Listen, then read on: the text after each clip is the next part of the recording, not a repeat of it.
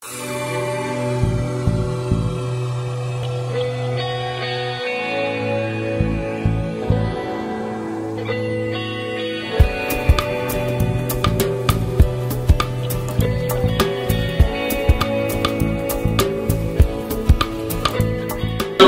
nous, investisseurs européens, est un sujet primordial. Je vais commencer mon intervention en introduisant une petite anecdote. Il y a de ça quelques semaines, le président Béji Caïd Essebsi partait en France, et dans ce cadre-là, un journaliste était venu discuter avec moi. Et vous savez, les journalistes, français, ont toujours tendance à avoir le côté un peu négatif des choses. Et il me parlait bien entendu des événements terroristes qui sont passés en Tunisie. Et sa première question a été: suite à l'attentat du Bardo, est-ce que les investisseurs européens vont quitter la Tunisie? Alors j'ai dû le décevoir parce que je lui dis non. Évidemment que non. C'est pas le sujet. Par contre, si les réformes structurelles et économiques ne sont pas faites dans les années à venir, il faut s'attendre à une baisse de l'investissement européen, voire éventuellement à un départ des investisseurs européens. Et c'est ce point-là qui est, à mon sens, majeur. Aujourd'hui, il y a une vraie appétence pour la Tunisie, de la part des investisseurs européens, quelle que soit leur nationalité. Mais cette appétence, une fois que l'investisseur arrive en Tunisie, il se trouve face à des difficultés. Et on parle d'investisseurs européens, mais n'oubliez pas que nous sommes avant tout des acteurs économiques tunisiens. Certes, à capitaux européens, mais je le répète, nous sommes des acteurs économiques tunisiens. Nous avons exactement les mêmes problèmes que les entreprises tunisiennes. À notre sens, un des problèmes de l'économie tunisienne est que nous sommes face à une économie fermée et non pas une économie ouverte. Or, les relais de croissance aujourd'hui sont des relais, comme qui ont été exposés auparavant, sont des relais de croissance vers l'export et vers l'internationalisation. Aujourd'hui, le modèle économique tunisien est un modèle de rente et non pas un modèle de compétitivité. Alors, les problématiques, on les a tous. On parlait tout à l'heure de la Banque centrale. La réglementation de la Banque centrale est extrêmement lourde, qu'on soit européen ou qu'on soit entreprise tunisienne.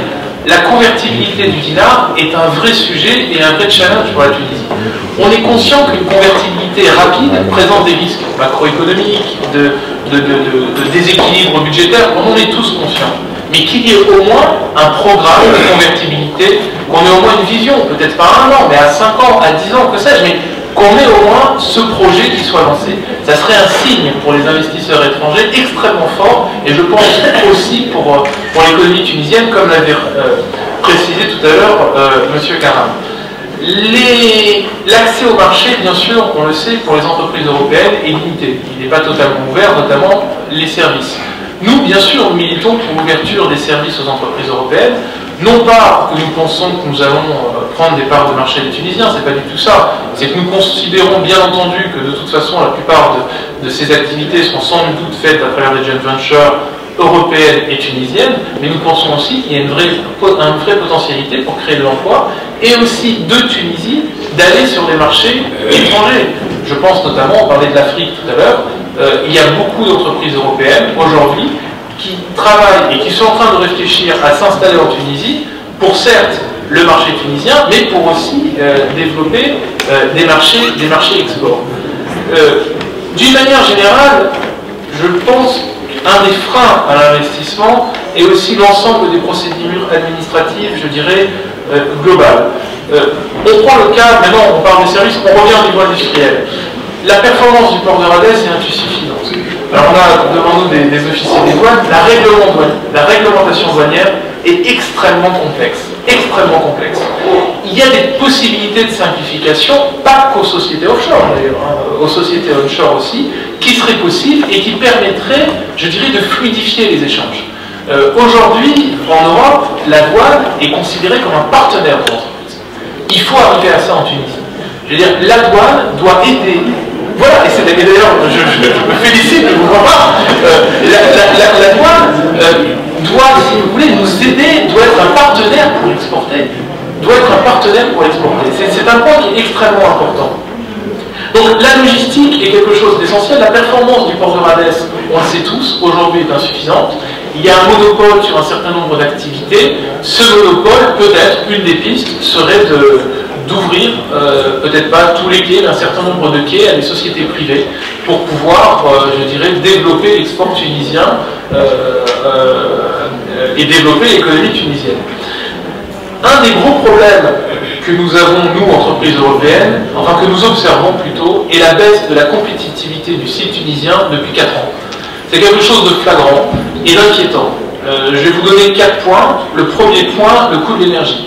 Le coût de l'énergie a flambé en Tunisie pour diverses raisons, pas obligatoirement que liées proprement à la Tunisie, ça se fait aussi au niveau mondial, mais je vais vous donner un exemple. On a un de nos membres qui est présent dans 169 pays.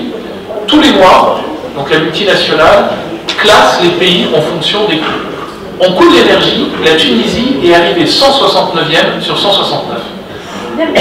Oui.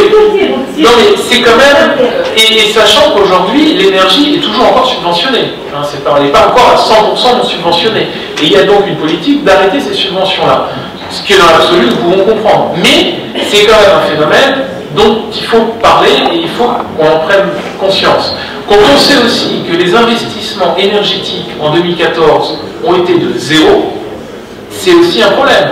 Parce que si la Tunisie est dépendante de l'énergie extérieure, automatiquement son coût énergétique ne sera pas optimisé. Donc ça fait partie des points, je dirais, clés pour les industries énergivores qu'il faut avoir en tête. Deuxième problématique, la productivité. La productivité par employé en Tunisie, pareil, s'effondre depuis des années. On est tous chefs d'entreprise, on voit ce qui se passe au quotidien. L'absentéisme, et qui est vraiment un fléau. D'une manière générale, je dirais la non-conscience professionnelle qu'on peut trouver, qu'on n'avait pas avant. Et d'ailleurs, on a eu récemment un de nos membres qui a fait une étude comparative entre la Roumanie et la Tunisie. Parce qu'il faut bien prendre conscience de ça. La Tunisie, ce n'est pas une île. Aujourd'hui, un investisseur européen, il peut venir en Tunisie, il peut aller au Maroc, il peut aller en Croatie, il peut aller en Roumanie, il peut aller en Turquie. Donc son choix d'investissement, j'ai envie de dire, il va d'abord regarder les éléments économiques de son choix d'investissement. Aujourd'hui, la Roumanie, qui fait partie de l'Europe, a un coût de productivité identique à la Tunisie. Et ça, c'est très mauvais pour la Tunisie. Parce que l'avantage de la Roumanie, c'est qu'elle n'a pas de procédures diverses commerciales. Elle est dans l'Europe.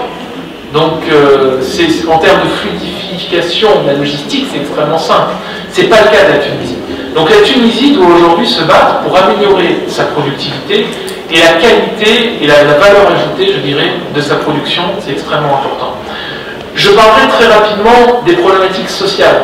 On est tous conscients qu'aujourd'hui les négociations sont en cours et que les choses vont certainement bouger dans les mois à venir.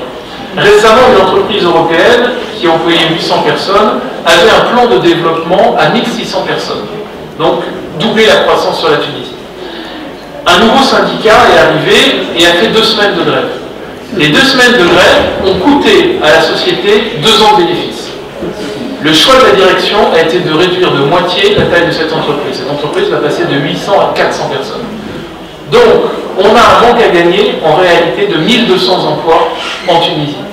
Les personnes qui ont fait ça, ce sont elles qui aujourd'hui sont comptables, je dirais, des pertes d'emplois que nous avons malheureusement en Tunisie.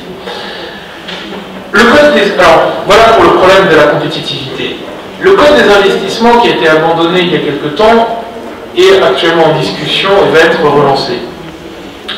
Le code, je dirais, qui était en discussion, était pour nous, nous y avons travaillé, nous avons fait participer à l'élaboration, à la discussion. Nous avons même écrit une note de 10 pages au ministre à l'époque pour lui expliquer les avantages et les inconvénients de ce code. Pour nous, malheureusement, il commençait de manière très ambitieuse, mais il a fini finalement de manière peu ambitieuse. C'est dommage. C'est dommage parce que la Tunisie a la capacité de réforme courageuse. Notre sentiment en tant qu'investisseur européen est que la Tunisie a géré tous les atouts. Et vraiment tous les atouts pour se développer, pour réduire son taux de chômage, pour développer la croissance de ce pays. Mais à côté de ça, il y a des verrous psychologiques qu'il faut lever, qu'il faut être capable de lever. Je vais me permettre une comparaison avec le Maroc. Tout à l'heure, on parlait de la loi 72. Et c'était révolutionnaire à l'époque. Aucun pays n'avait fait ça. La loi 72 est restée 20 ans. En 93, on a remodifié le code des investissements. En 93, toujours, la Tunisie était devant la plupart de ses pays voisins. 20 ans après, aujourd'hui, on se rend compte que le Maroc est passé devant. Et le code des investissements qui est en cours d'écriture, qui est en cours de rédaction, va rester pour les 20 prochaines années. Donc le prochain rendez-vous, c'est 2034. Donc il faut, quand on a ça en tête, que ce code des investissements soit courageux, soit réformateur et soit novateur. C'est ça qui permettra à la Tunisie, je dirais, de reprendre son avantage. Et encore une fois, elle a tous les atouts pour le faire. Et c'est ça qui permettra de résoudre tout un ensemble de problématiques qu'on a aujourd'hui. On parlait tout à l'heure de réconcilier économiquement la Tunisie. C'est vrai qu'on a vu qu'il y a des différences entre les différentes régions. Ces différences peuvent tout à fait être gommées par les investissements. Et pour ça, il faut avoir un code de l'investissement qui soit, je dirais, courageux. Pour nous, l'incitation, c'est un code des incitations qui est vu. Et les incitations, c'est bien, mais ça ne suffit pas. Sans parler d'une réforme, je dirais pour les Tunisiens, de la fiscalité, et d'une manière plus générale, du code d'échange, c'est malheureusement occulter une partie du problème. Enfin, je dirais que pour conclure, nous sommes persuadés que la Tunisie a la capacité de faire ces réformes,